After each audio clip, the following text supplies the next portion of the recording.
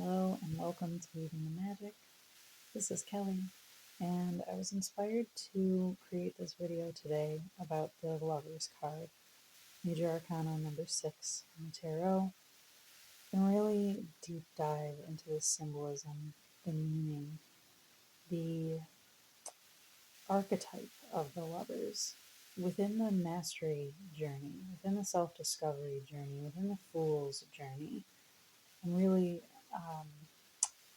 speak to how we can apply this energy in our life and specifically in our relationships, being that it is the Lover's card. So, first and foremost, most of these cards that you can see here, which are all from different decks, these two are from the same deck, just showing a diverse range of the artwork that's depicted with this card because it is about relationship, companionship, but it's not always necessarily about exact opposites and duality. There's so much more combined in here, so I really wanted to give a diverse array of artwork to depict these concepts in here.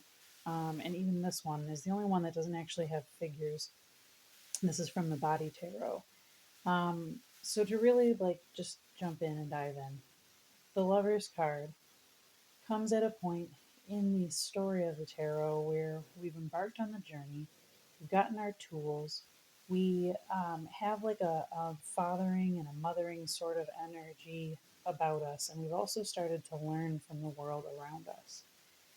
In the Hierophant card, we're starting to learn from institutions and organizations and things. But in the Lover's card, this is the first time that we're having relationships that are outside of us, outside of our immediate family, that are of an intimate nature. So in the Lover's card, this is about learning intimacy first and foremost. It's about learning how to, I'll go right here, how to run the very delicate balance between allowing yourself the beautiful act of surrender and protecting yourself from energy vampirism. It's the ability to give into deep nurturing feeling without being persuaded or dissuaded. So this is already going to be a very deep. It's going to be a very deep video. That's just how I roll. Um, One of the biggest blessings that's also a trap in the concept of lovers, of life partners, especially of twin flames and things like that, is the idea that you're only one half of a whole, that you are like one energy that's totally separate and in need of a different kind of energy. That's a trap in mental thinking. I mean, it's a look at this one. They're not different, they're just flying in different spaces. You know what I mean? They're flying parallel lives, but they're not different. One's not less equipped or better equipped than the other. Um, there's a weird dynamic that happens when we start talking about, like, you're my other half. You're my twin flame. You're the person I'm meant to be with. Meaning, like, when you let it take on a meaning that this person is going to complete you in a way where you'll never achieve without without that person. What the healthy concept of the lovers is finding the lover that is the universe in everything and allowing yourself to have that intimate relationship, allowing yourself to learn from the differences in the other. Now, I want to jump over to this card, both of these cards.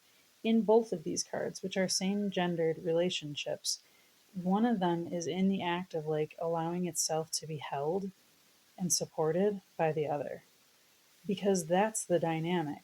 One leads, one supports, and the other um, flows into, the other surrenders into. And this is not an act of domineering or domination. This is an act of guidance, like a parent and a child, but without there being a hierarchy. It's really hard to explain this if you haven't experienced what I'm talking about. And trust me, there are so many unhealthy examples of surrender and submission and all these concepts that I'm talking about. But And there are a lot of unhealthy ones, really unhealthy ones. However, there's also a lot of people that explore those really unhealthy things for the sake of the uh, experiment and experience of it, so they can make it out on the other side and share about it and gain wisdom from it. So it is what it is. No judgment, to a certain degree, as long as you're not this taking somebody's power. And this is manipulative love. This is the love that's like, no, we're meant to be together, or all of the really unhealthy things that I see, again, especially surrounding like unhealthy attachment, twin flame type of things, where it's like you think that you need the other person, or that you're destined to manipulate things. There should be no manipulation in true love.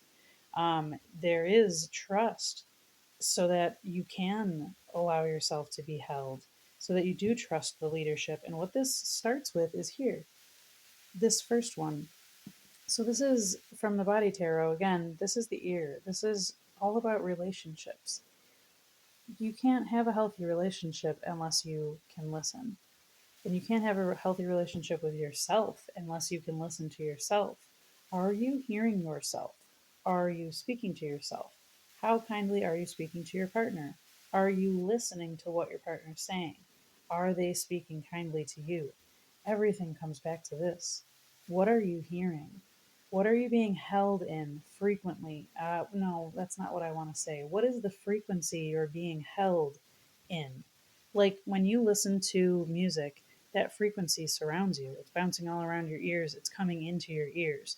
And if it's great music, there's this YouTuber, Chantress Sebas. I'll probably pronounce that incorrectly, but my good lord, her music is wonderful. Um, I digress. It fills my self. You can feel it. You can feel the resonance, so much so that it allows you to surrender. It allows you to get lost in this romance and have everything else be, it doesn't matter. And this is like, these are both a healthy dynamic to be able to find yourself in. Both the one that can surrender to your own leadership, your own guidance, your own support, and the one that's like, all right, I'm open to the unknown. I'm open to the unknown. I'm open to allowing myself to trust something other than myself to hold me, to have me. You know, I know that somebody has my back, and that somebody is me. This is my leadership through surrender. And again, this is intense concepts if you haven't yet experienced what I'm talking about. But I've experienced what I'm talking about because I went through a whole slew of unhealthy relationship dynamics, spanning from, the relationships of my parents to my own relationships throughout my life, before I finally understood, like, oh, I have to settle for nothing less than the love that I want to have and deserve. And then I finally found the person that um, I am most enjoying my life with.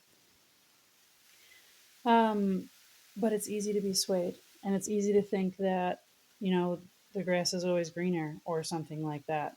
It's easy to also allow the desire for love in the terms of like companion partnership, one on one relationship, um, the idea of that to actually separate you. Look at how these two women, which represent to me community, look at how these two women are separated by this guy in the middle, which could be the interpretation of like, look at this wedge being drove between them, because you're after some elusive kind of love that makes you maybe steer away from your integrity.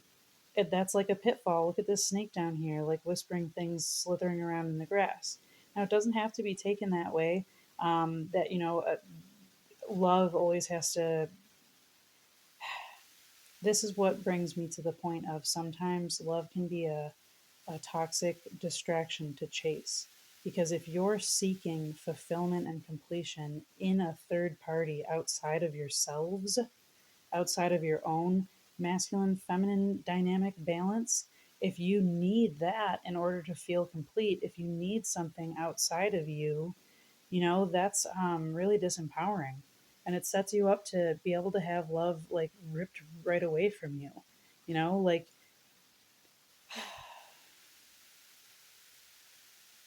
the best kind of love The best kind of relationship comes from when you not only listen to your own self and you speak to your own self and you develop that compassionate, loving, guiding, witnessing, fulfilling partnership with yourself, so much so that you allow it in, that you surrender to like whatever it is that guides you, whatever it is that supports you, as far as whatever you call it. I mean, Mama Universe, Mother Earth, Father God, whatever it is to you, whatever feels good for you as far as nurture, because that's another component of this whole thing. If you're not familiar with Rumi, the poet, his entire body of work is based around the romance of being the lover and the beloved of the universe. It's about all of the dynamics of having this human life where we sometimes get like thrashed about and all this stuff, but it's for the like love of. It's this it's a concept that cannot honestly be explained if you've not yet experienced it.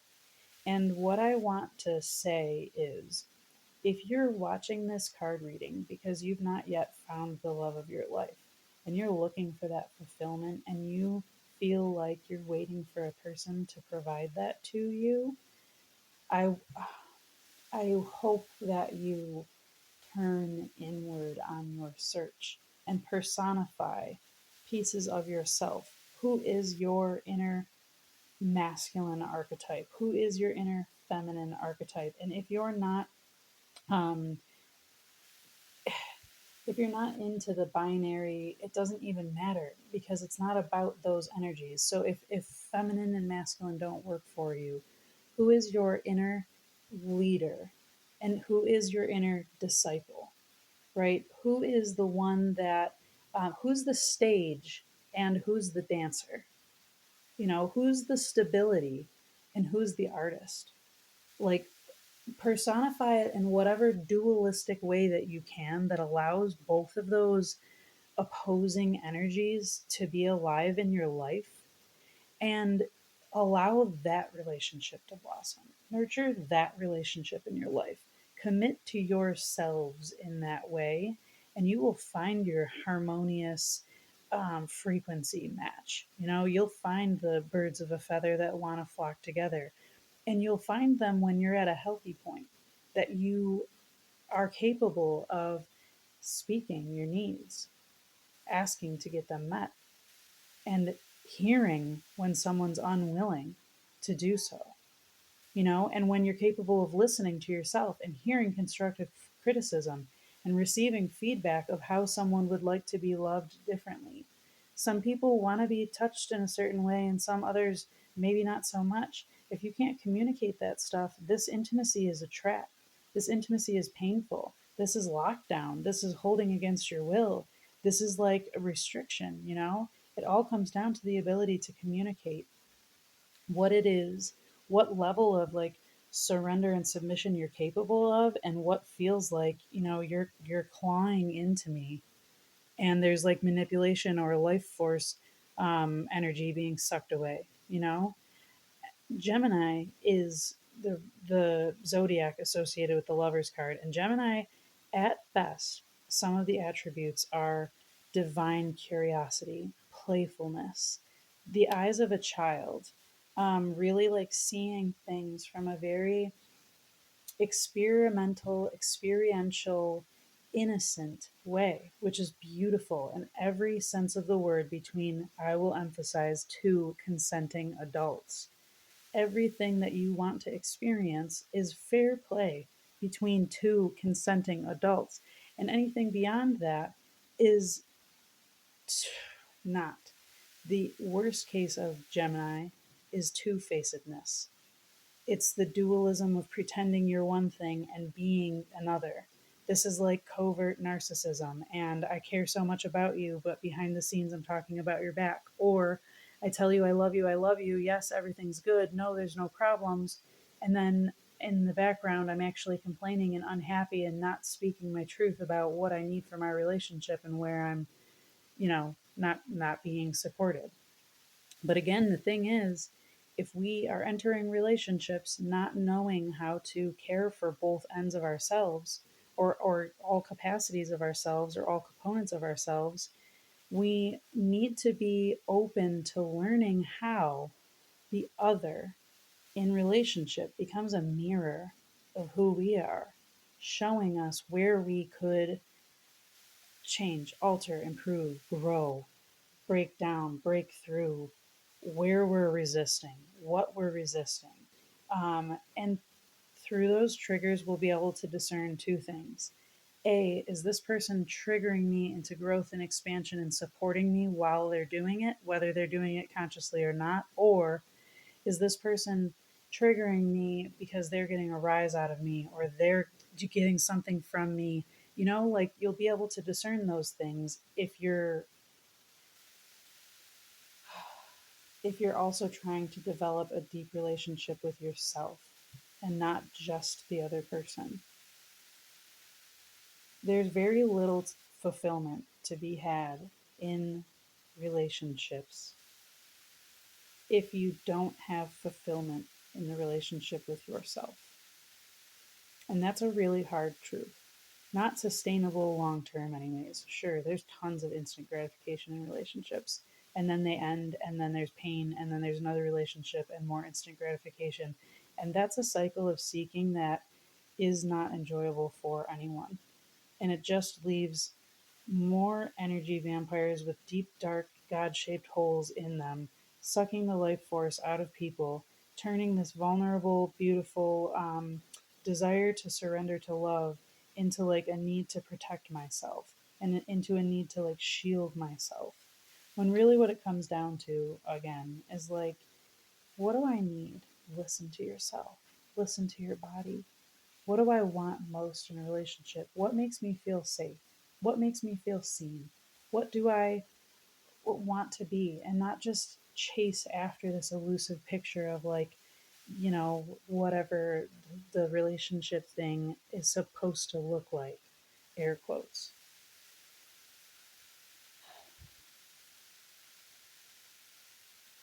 I want to think for a moment here, or feel for a moment, if there's anything else that wants to come out.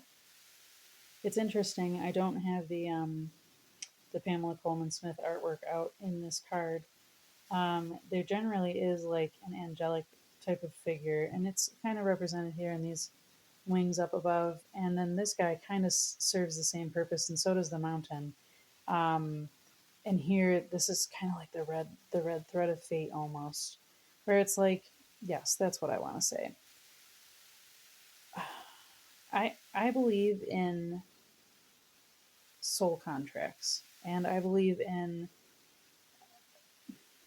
everything happens for a reason. And many of our relationships are predestined and predetermined, and not every action within them, but the fact that we were meant to bump up against another human being and have some sort of interaction that allowed us to see into the mirror of ourselves, to more deeply discover and experiment with the intimacy we can feel and share and participate in. And also, it's up to us to discern for us in this lifetime while we're experiencing it, how much of which part of this storyline do I want to involve myself in? Is this a healthy one? Like, in other words, is this a dark romance that's going to teach me a hard learned lesson? How many of those have I had already? Do I want more of those? And I see this, the darkness of this card in general, and the dark of these two characters versus like the light of these and this rainbow color. Like, how much of the same darker relationship dynamics do I want to keep playing into before I'm willing to listen to like, what do I really look at how focused these are. There's nothing else that exists in the world. I'm so blessed, and I've done the work. And on my wedding day, my husband and I looked at each other like this, and no one in the world existed beyond us. And I'm had so many garbage relationships in my life, and I worked to stop having that kind of garbage relationship with myself to the point where I could feel myself like this, where I can hold myself and be like, you sweet, wonderful, amazing human being. I cherish you. And I'm going to do this is me in my masculine. This is me in the action taking dynamic where I'm going to care for myself and be the strong stage, the supportive role that I need. I'm going to do whatever I need to do because you deserve to live the creative life that you love. You deserve to be the empress, the cosmically guided divine person that you want to be, free flowing and in tune with nature. So I'm going to grind. I'm going to do what I need to do for you. And in turn, when I embody this character, I'm going to be soft. I'm going to give you a soft place to land and be like, you work so hard for me. Thank you for everything you do to make it possible for me to have freedom of expression and to dance and to feel myself. I don't need anyone else for that. I have me. I don't need anyone else to tell me these things. And at so many points in my life, I did.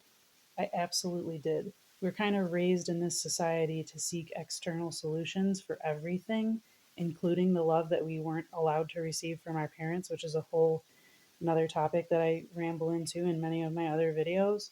Um, because my path is to find that love that we weren't given freely and learn how to be it for ourselves. And that is the archetype of what I've discovered in the Lover's card. How can I be my own pair of lovers within me? Therefore, and thereby creating a third counterpart that is me, divine creation. I am the discipline of the masculine, of the action taking, structural, physical existence, and I am the inspiration and the creation and the flow of the spirit beneath. I'm so many things all combined into one because duality exists and inspires and triggers me into constantly meeting myself in other lovers.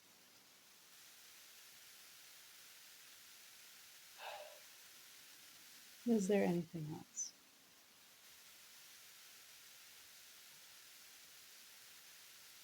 I don't think so at this time. I mean, I guess I want to throw in that, but I already talked about it with this, like the speaking and the listening. There's so much here with the blue and the throat chakra, um, and the just ability to like look at these blue wings, like say what you need, be your own lover, hold yourself in the ways that you want to be held, and speak that out into the universe, and know that the universe is listening and know that the universe is going to give you the love that you need and not the love that you think you want and need. So allow it to surprise you by showing you how to love yourself at deeper levels. And when the thing outside of you is meant to come to reinforce what you've already done by yourself, that will happen. This is just my opinion. This is just my thought. This is just my experience. This is just my channeled insight and wisdom in learning myself through the archetype of the Lover's card. So I hope that you were able to glean some insight from this. I hope that it helped you broaden the base of your awareness for this archetype and how this shows up and plays out throughout your life. I am available for personal readings if you want to reach out to me at weavingthemagic.com to book a personal reading, or you can send me an email at weavingthemagic@gmail.com to set that up. But with that being said, if you've not yet subscribed to the channel, please do. I put out new videos like this pretty regularly on a weekly basis. I'm either adding in some more tarot card meanings or like this, or some pick a card readings. So I appreciate the likes, the subscriptions, and any shares. And I will see you again next time. Take care.